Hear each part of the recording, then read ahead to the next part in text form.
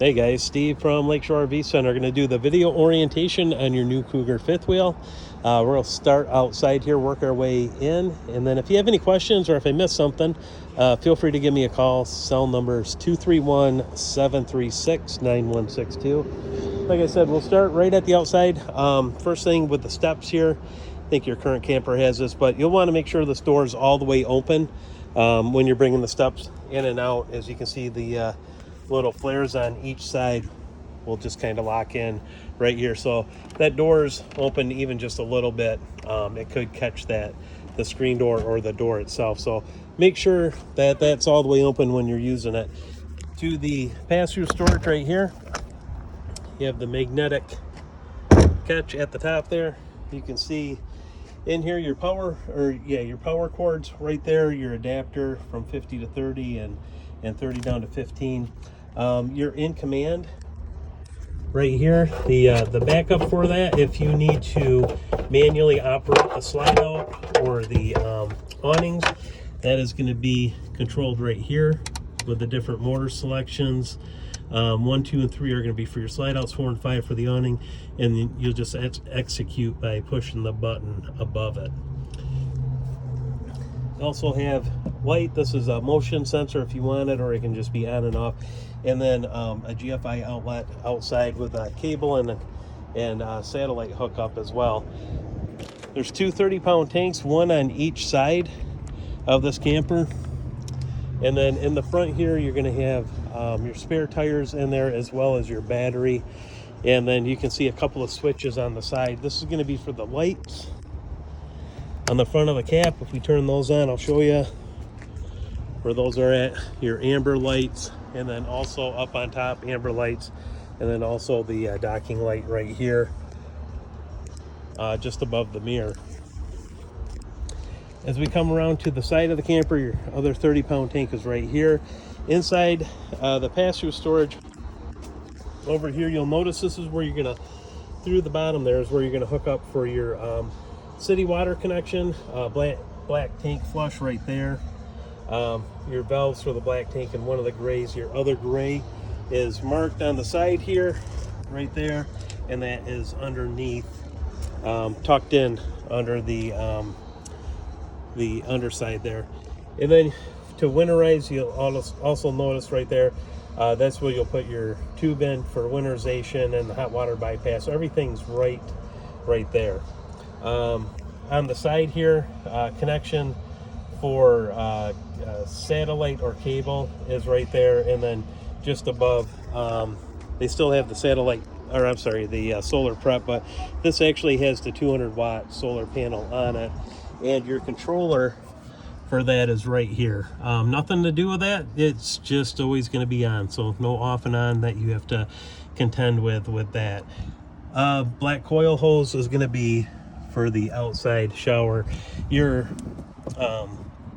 auto level system, and then for the jacks themselves, off and on, are controlled right here. Retract, and then you can operate them independently, but to get it on and off the truck.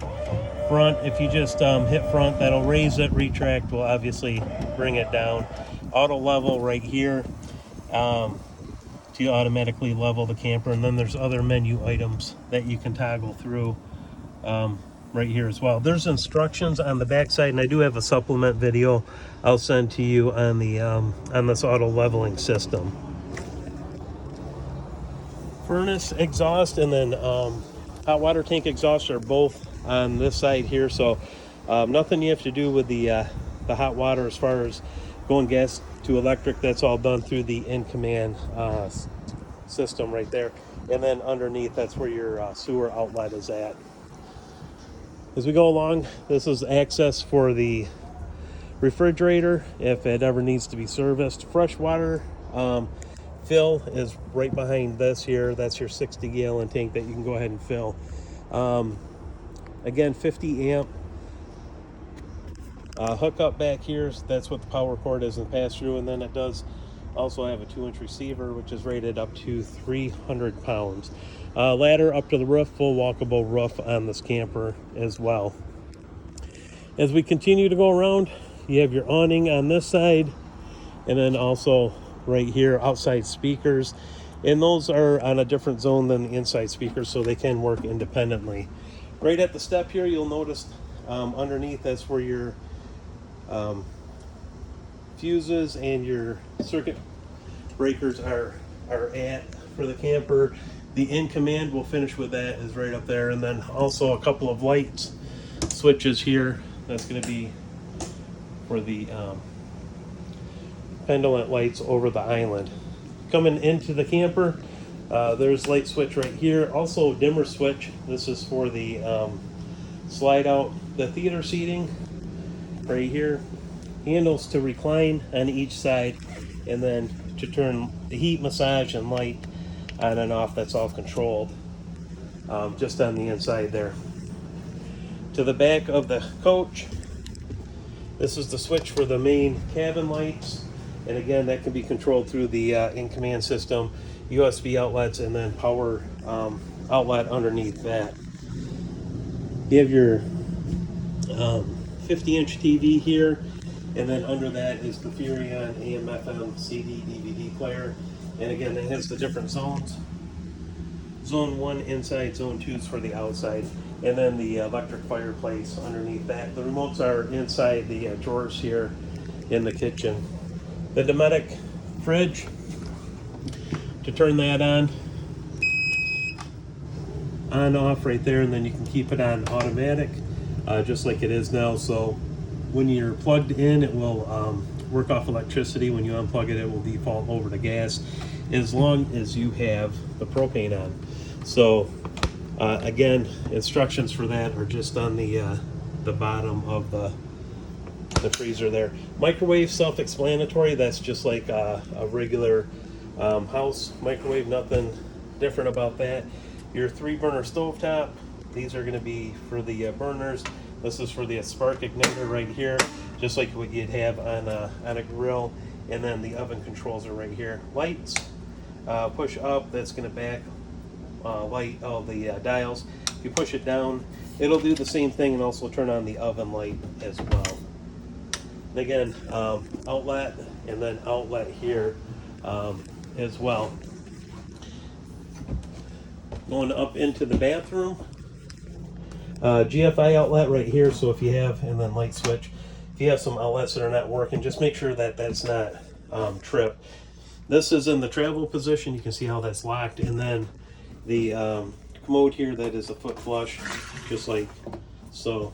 Put the lid down on that. Going into the bedroom, you have your residential queen bed right here. Light switch. Just above that, that is the the thermostat for the zone in the bedroom here. So there is a separate cooling through the AC here for the bedroom and the main area. TV hookup just above that, and you can see where you can mount television as well. And then on both sides of the nightstands there, just above it, you have USB outlets, and then power ports as well.